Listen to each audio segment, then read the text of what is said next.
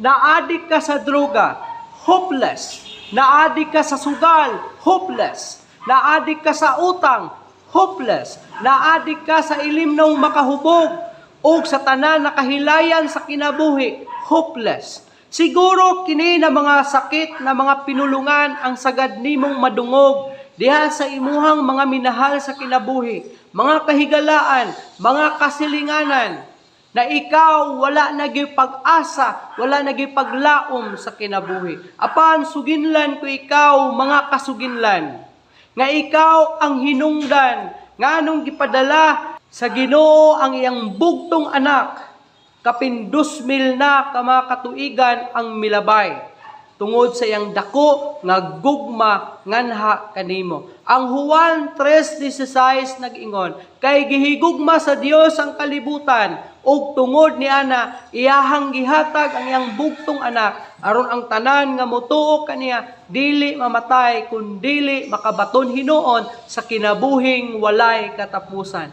Busa kasuginlan, dunay dako pa kaayo nga paglaom alang kanimo. Taliwala man sa kinabuhi nga daw wala nay paglaom, aduna pay paglaom.